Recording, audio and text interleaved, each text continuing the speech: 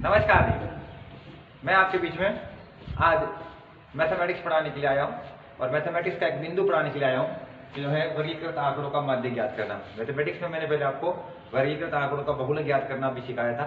आज हम राजस्थान शिक्षा बोर्ड की जो 17वीं प्रश्नावली है जिसमें एक माध्य ज्ञात करने का सवाल है, वो माध्य ज्ञात करने का सवाल कैसे करते हैं वो बताते हैं। उससे पहले हम आपको इसका सूत्र बताते हैं कि सूत्र क्या लिखेंगे। तो वर्गीकृत आंकड़ों का माध्य ज्ञात करने का सूत्र क्या होता है वो हम ये लिखेंगे जी, माध्यक बराबर L प्लस N बटा 2 माइनस C बटा F गुणा H। तो इस सूत्र में कितनी चीजें होगी? एक चीज L है, दूसरी चीज N, तीसरी चीज C, चौथी चीज F और पांचवी चीज H। तो ये पांच चीजें अगर हमको पता लग जाएगा तो हम पूरा सवाल कर सकते हैं। पहली L, दूसरी N, तीसरी C, चौथी F, पांचवी H। यहाँ पर अगर हम देखें ये L क्या है? ये L माध्यक वर्ग की निम्न सीमा है। ये माध्यक वर्ग की निम्न सीमा है। यहाँ पे N क्या है? ये N जो है वो कुल बारंबारता है, टोटल फ्रीक्वेंसी है, कुल बारंबारता है।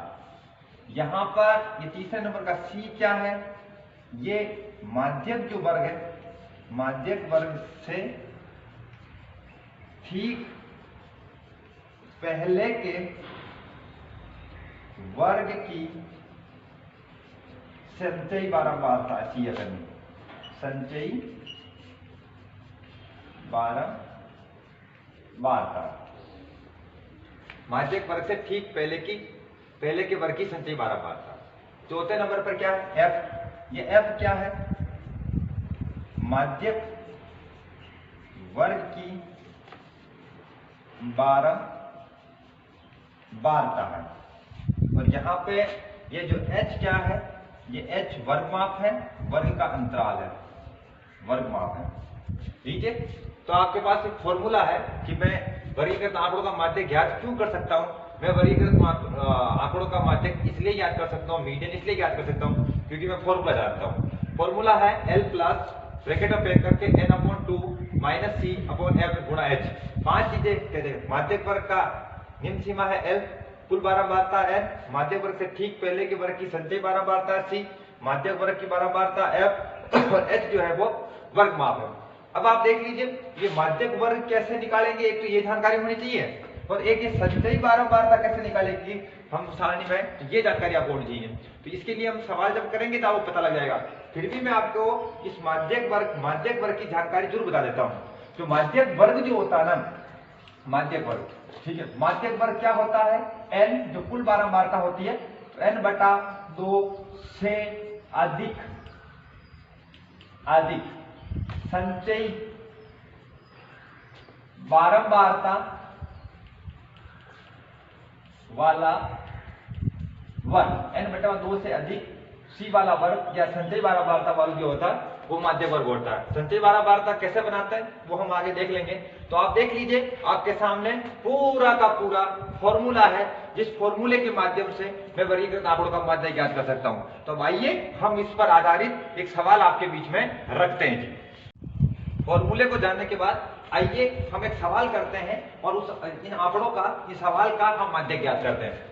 तो आंकड़े दे रखे हैं 0 से 10, 10 से 20, 20 से 30, 30 से 40 और 40 से 50। ये क्या है? ये आपके प्राप्तांक है और इनके आगे की फ्रीक्वेंसी लिख रखी है, बच्चों की संख्या लिख रही है। 0 से 10 नंबर लाने वाले 4 हैं, 10 से 20 के बीच नंबर लाने वालों की संख्या 28 है, 20 से 30 के बीच में नंबर लाने वालों की संख्या 42 है और 30 से 40 के बीच में नंबर लाने वालों की संख्या 20 है और 40 से 50 के बीच नंबर लाने वालों की संख्या 6 है। ये तो आंकड़े हमको पेपर या प्रश्न में दे रखे हैं। अब हमको क्या करना है? हमको इसका माध्य ज्ञात करना है। माध्य ज्ञात तभी कर पाएंगे जब हमको संचयी बारंबारता इसकी निकालेंगे, क्योंकि संचयी बारंबारता के माध्यम से ही हम माध्यक वर्ग ढूंढ सकते हैं। तो संचयी बारंबारता पहले निकालनी पड़ेगी। और ये जो सवाल हम कर रहे हैं इसी पैटर्न के सवाल 10वीं की जो RBC की किताब है उसके अंदर इसी पैटर्न के सवाल वर्गीकृत आंकड़ों का माध्य ज्ञात करने को बता रखे हैं। तो इनको आप देखिए, आंकड़ा इन चीज का बदल सकता है लेकिन तरीका वही रहेगा जो तरीके से हम सवाल कर रहे हैं। तो आप देखिए सबसे पहले इसकी संचयी बारंबारता निकालेंगे, इसका CF निकालेंगे। तो हमने यह क्या कर दिया, संचयी बारंबारता निकालने के लिए यहाँ एक पड़ोस में एक कॉलम बना दिया, C लिख दिया, उसके अंदर 4 यहाँ है तो 4 हमने यहाँ लिख दिया। फिर क्या किया, 4 और 28 को जोड़िए, 4 और 28 को जोड़ेंगे तो 32 आएंगे, 32 आएंगे, मैंने लिख दिया 32 और फिर इस 42 को जोड़ करके यहाँ लिखिए तो 32 और 42 कितने हो गए 74, 74 होते हैं, मैंने 74 लिख दिया। 74 और 20 को जोड़िए तो कितने होते हैं जी 94, 94, 94 और 6 को जोड़िए ये क्या हो गया जी 100। इन टोटल जो 12 वार्ता है इनको अगर आप जोड़ोगे तो ये आएगा कुल 12 वार्ता, और कुल 12 वार्ता इनका जो जोड़ होगा इनको अगर जोड़ेंगे तो भी 100 ही आएगा। इनको आप जोड़ के भी देख लीजिए कि भैया 28 और 4 32, 32 42 74, 74 20 94, 94 और 600। इसका मतलब यहाँ जो आता है अंत का आंकड़ा वो कुल बारंबारता ही होती है। तो आपको इसका अगर आप संचयी बारंबारता बढ़ोगे बिना संचयी बारंबारता, माध्य ज्ञात करने में संचयी बारंबारता नहीं बढ़ेगी, बहुलक में संचयी बारंबारता कोई लेना देना नहीं है। तो संचयी बारंबारता हमको किस में बनानी पड़ेगी, मीडियन ज्ञात करने के सवालों में बनानी पड़ेगी। तो कैसे बनाते हैं ये लिख दिया, उसके बाद ऐसे जोड़ते गए, ऐसे जोड़ते गए, ऐसे जोड़ते गए, 94 600 लिख दिए, ऐसे जोड़ते क्या लिख दिया। तो आप सबसे पहले आपने क्या कर दिया संचयी बारंबारता बढ़ानी। अब संचयी बारंबारता बढ़ाने के पश्चात आप क्या कीजिए, आप आइए और सबसे पहले इसका माध्यक वर्ग ढूंढिए। तो चूंकि आप बकायदा यहाँ पर लिखिए, चूंकि माध्यक वर्ग बराबर n/2 से अधिक c वाला वर्ग, मतलब संचयी बारंबारता वाला वर्ग जो होता है वो क्या होता है n/2 से अधिक c वाला वर्ग। n क्या होता है, n होती है कुल बारंबारता।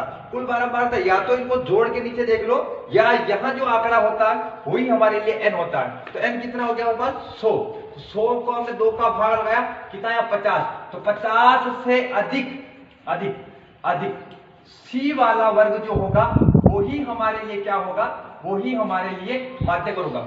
अब आप C वाली लाइन में जाइए, ये C वाली लाइन ये रही, इसमें 50 से अधिक कौन है, 4 50 से अधिक नहीं है, 32 50 से अधिक नहीं है, 74 मतलब 74 जो है वो 50 से अधिक है। आपने क्या किया, इसके ऊपर गोला खींच लिया और इसके सामने की तरफ गए, सामने की तरफ जो वर्ग है वो वर्ग माध्यक वर्ग है। तो आपने इसलिए आपके पास माध्यक वर्ग क्या हो गया, इसलिए आपके पास जो माध्यक वर्ग है वो माध्यक वर्ग आपके पास हो गया।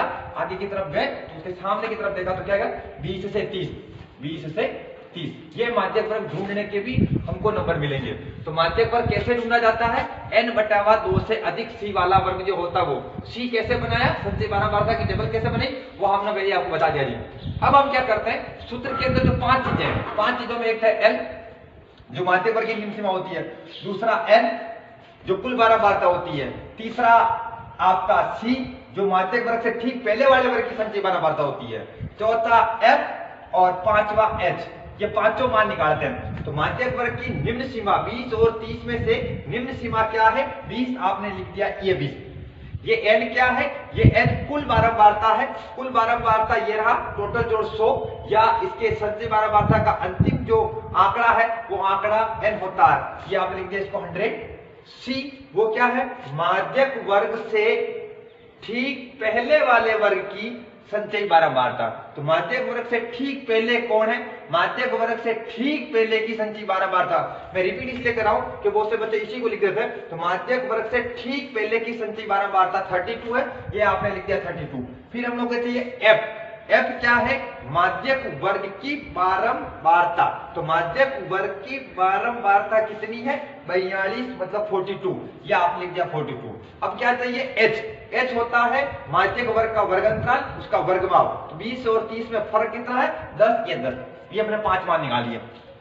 L माध्यक वर्ग की निम्न सीमा, n कुल बारंबारता, C माध्यक वर्ग से ठीक पहले वाले वर्ग की संचयी बारंबारता, F कुल माध्यक वर्ग की ही बारंबारता और H वर्गमाप। फिर आपका फॉर्मूला लगाइए, क्योंकि हम क्या जानते हैं कि माध्यक बराबर क्या होता है, माध्यक बराबर होता L फिर प्लस फिर n/2 minus C upon F गुणा H। ये वैल्यू आप इसके अंदर पुट करते हैं, रखते हैं और सवाल को आगे बढ़ाते हैं। L की जगह आपने क्या रखा, L की जगह रखा आपने 20 रख दिया 20 प्लस n की जगह आपने क्या रखा 100, ये 100 बटा 2 माइनस C की जगह आपने क्या रखा ये 32, ये 32। F की जगह आपने क्या रखा, F आपके पास है 42, ये लिख दिया 42। और H कितना है आपके पास, H आपके पास 10, ये 10 रख दिया जी। अब सवाल को आगे बढ़ा रहे हैं, देखिए कैसे बढ़ा रहे हैं। ठीक है, सवाल को आगे हम इस तरफ और यहां ले जाकर के बढ़ा रहे हैं। तो आपके पास क्या हो जाएगा, आपको क्या मिलेगा, माध्यक मिलेगा बराबर क्या मिलेगा 20, ये 20 प्लस ये प्लस 100 में 2 का भाग लगा तो कितना आ गया 50। लीजिए आंकड़ा हो गया 50। 50 माइनस क्या है 32, ये 32 अपॉन क्या है 42 गुणा क्या है 10। सवाल आगे बढ़ा 20। 50 में से 32 गया तो कितना गया 18 अपॉन कितने हो गए 42 और ये कितना हो गया जी 10। फिर अब आप क्या कीजिए 6 के पार्ट से काट रहा हूं मैं। 6 1 जा 6, 6 2 जा 12 और 6 3 जा 18 मतलब 6 3 18। तो आपने क्या कर दिया 6 का भाग लगाया 18 में तो 3 आए और 6 का ही भाग लगाया तो 7 ये 6 7 जा 42 मतलब 7 बार, ये 7 बार और गुणा क्या हो गया ये 10। अब आपने क्या किया 20, इस 10 को 3 से आपने गुणा किया तो कितना हो गया 30, ठीक है, और अपॉन क्या हो गया 7। आप एलसीएम लेकर भी कर सकते हैं, आप 30 में 7 का भाग लगा भी कर सकते हैं। मैंने 30 में 7 का भाग लगा मैंने टेक्निक से किया, ये मैंने भाग लगाया तो इसमें भाग लगाया कितनी बार लगेगा 4 बार और 7 4 जा 28 ये 28 लिख दिया। फिर मैंने यहाँ लगाया 2, यहाँ लगाया पॉइंट और फिर क्या लगा दिया 0, 7 2 जा 14, 7 3 जा 21 होता है तो 7 2 जा लिख दिया, ये 4.2। इसका मतलब क्या है दशमलव के बाद एक आंकड़ा लिया मैंने 4.2। अब कितना हो गया 20 और 4 24.2। ये क्या है इन आंकड़ों का माध्य है। अब रिविज केयर पर की तरफ जाइए। हमने सवाल कहां से बढ़ाया था, यहां से। जो आपको दिया हुआ आंकड़ा क्या था केवल ये। आपने क्या किया संचयी बारंबारता बनाई। कैसे बनी 4 लिखा फिर उसमें जोड़ते गए जोड़ते गए जोड़ते गए जोड़ते गए संचयी बारंबारता बन गई। फिर हमने माध्यक वर्ग ढूंढा था जिसमें ये जानकारी लिखी थी वो n/2 से अधिक सी वाला वर्ग होता है। माध्यक वर्ग ढूंढने के पश्चात हमने पांचों चीजें जो सूत्र में काम आती है L N C F और H पांचों चीजें निकाली और उन निकालने के बाद सूत्र के अंदर फॉर्मूले में उसको फिट किया और हमने कैलकुलेशन करते हुए अंतिम सवाल के जवाब तक पहुंच गए। तो इस तरीके ये जो है हम क्या कर सकते हैं कि माध्यक ज्ञात करने के ये और भी सवाल होते हैं जिसमें हमको माध्यक दे रखा होता है, कोई बारंबारता x और y गायब कर रखी होती है तो वो हम ज्ञात कर सकते हैं। लेकिन ऐसे सवाल एनसीईआरटी की 10वीं किताब में है, आरबीसी की 10वीं किताब के अंदर नहीं है। अरे ये क्या करते हैं कि पहली सारणी में लगा देते हैं संचयी बारंबारता दे रखी होती है और आपको एफ निकाल के सवाल करने होते हैं। ऐसे सवाल भी एनसीईआरटी की जो किताब है उसकी 12वीं की मतलब 10वीं किताब के अंदर है, आरबीसी की 10वीं किताब के अंदर नहीं है। ये आपके पास क्या है आरबीसी जो राजस्थान शिक्षा बोर्ड की जो 10वीं की गणित की किताब है उसके अंदर जो आपको एक 6 नंबर का सवाल मिलता है जिसमें या तो बहुलक पूछते हैं वर्गीकृत आंकड़ों का या माध्यक पूछते हैं। तो ये माध्यक का सवाल है, आंकड़ा चेंज हो सकता है, बाकी फॉर्मूला जानकारी बेसिक सब कुछ यही रहेगा। तो आज आपके बीच में हमने एक वीडियो बनाकर के अपलोड कर रहे हैं, तो वो वीडियो है वर्गीकृत आंकड़ों का माध्य ज्ञात करना। तो आप जरूर इस वीडियो के माध्यम से सीखिए। अब तक भी अगर आपने बाई चांस चैनल को सब्सक्राइब नहीं किया है या आपने चैनल को सब्सक्राइब करने की सलाह नहीं दी आपके जो किसी कक्षा में पढ़ते हैं तो उनको जरूर अपना सलाह दीजिए। आप स्वस्थ रहे, सुरक्षित रहे, कोरोना काल में कोरोना से बचते रहे, पढ़ाई से बिल्कुल नहीं बचे। 10वीं की परीक्षा जो बोर्ड की बची हुई है उम्मीद यह है कि वो आने वाले समय परीक्षा हो भी सकती है और यह भी हो सकता है कि आपको वर्गीकृत आंकड़ों का कोई माध्य ज्ञात करने का सवाल पूछा भी जा सकता है। तो आप इसको जरूर सीखें, जरूर ध्यान में लाएं। जो 10वीं के अंदर नवीन क्रमोन्नत कर दिए गए वो भी वर्गीकृत आंकड़ों का माध्य ज्ञात करना सीख सकते हैं। तो मैं नारायण लाल खारोड़, आदर्श विद्या मंदिर, करेड़ा, जिला भीलवाड़ा, राजस्थान।